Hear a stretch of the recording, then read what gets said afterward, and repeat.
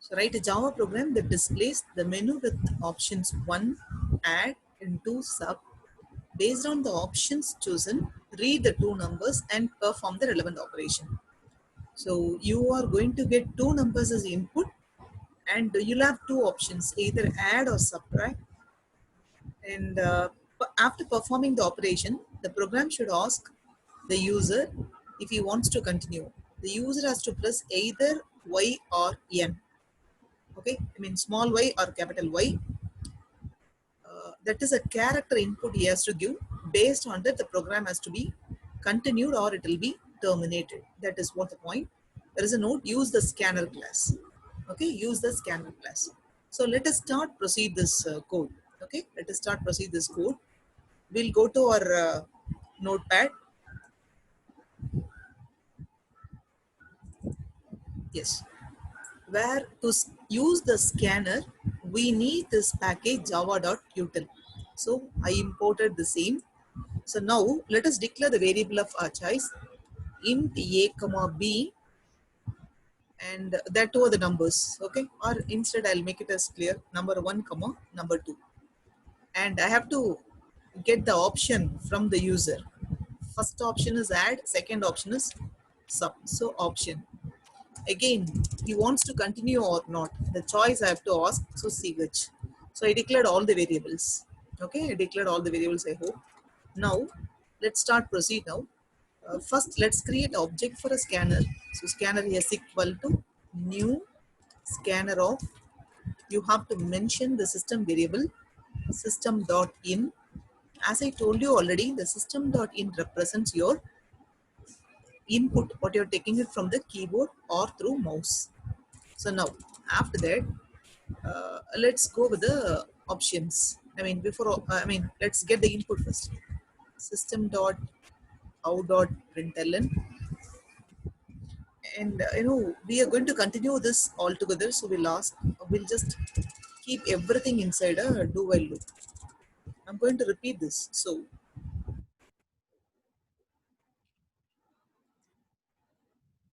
enter the two numbers. First we'll get the two numbers from the user. Enter the two numbers.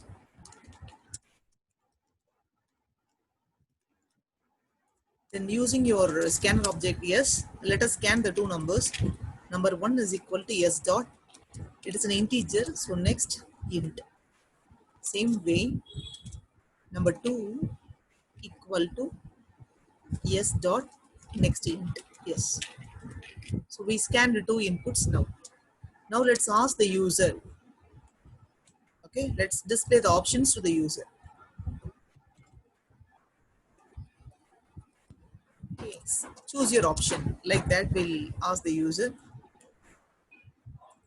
Choose your option. After getting the two numbers, I'm asking the user to enter his option. The option will be one add,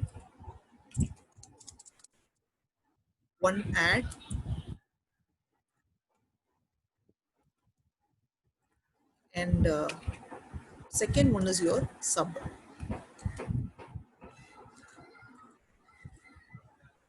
Second one is your sub. If you have any queries when I'm doing your code, kindly text me. So two sub, and okay, choose your option. All the three will be printed. Now we have to accept the option. So the option has to be accepted in the variable called OP. That is what I'm, to accept the integer option, I have OP already. So OP equal to s dot next int. First the user will give two numbers as input. Then user will be asked with a choice. After accepting the choice, there are two choices. So to handle the two choices, either you can go with the control statement if, or you can go with your switch statement. I'll go with the switch. Okay, switch off based on the two options. So switch off OP. The option may be either 1 or 2. So to deal with, I'm writing like case 1. 1 means I have to perform the addition. So I am not writing C equal to number 1, number 2. No, directly I'm printing the output P2. So system.out.println, want to print number 1 plus number 2. Yeah. And as you know well, every case block has to be properly entered with a break. If I am not mentioning the break, the next case statements will be, case blocks will be executed simultaneously. So to avoid it, case 2 is going to be subtraction. So I'll just type this subtraction here. Yes, subtraction is over. Yes, there is a question from your side. 1 minute, student. So let's go with the, I mean, if the choice is 1 and 2, we have options. Suppose the user has not entered 1 and 2, instead some other number has been entered or wrong input is passed by the user. In such case, the default block will be handled. Default block will be handled in which you print the message that enter the correct option. Like that will give a message to the user. Enter the correct option.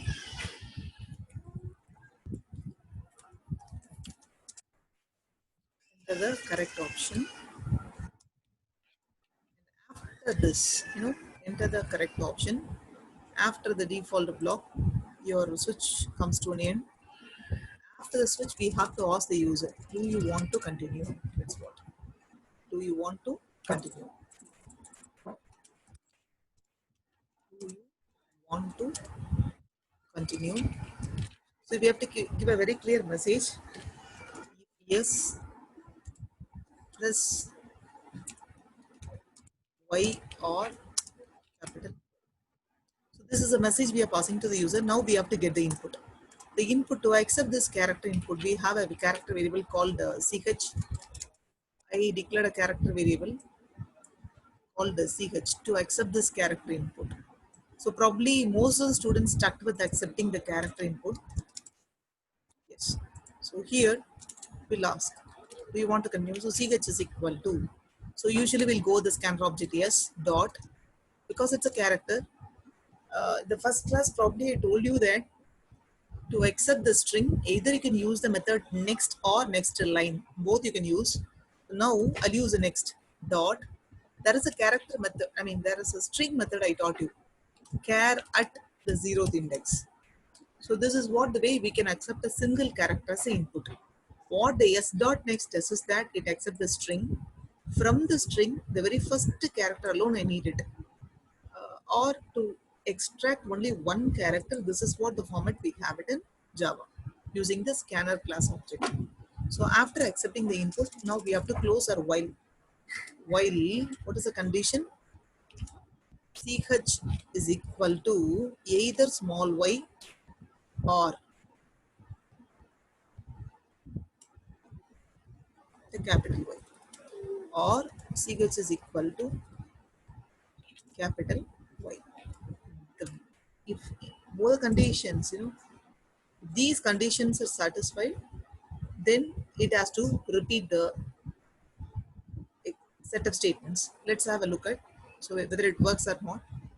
And this is a closing for your main, and this is a closing for your class. Let me save it. Okay. Now let's start run our code. Any errors, any queries from your side? No. So let's directly run the code of us. Default statement, if you won't give, nothing will happen. Okay. The default is the one which is used to handle the unavailable choices. Case 1, case 2, which is meant for dealing. So seriously, you're typing the question. So default has to be there in your switch block to handle the unavailable choices. Other than 1 and 2, if the user enters some other value to handle that, we need it. Let us go to the command prompt. Let's execute this one now. Let me check. I set path. Yes, I set the path. Fine. Now let's start run the code.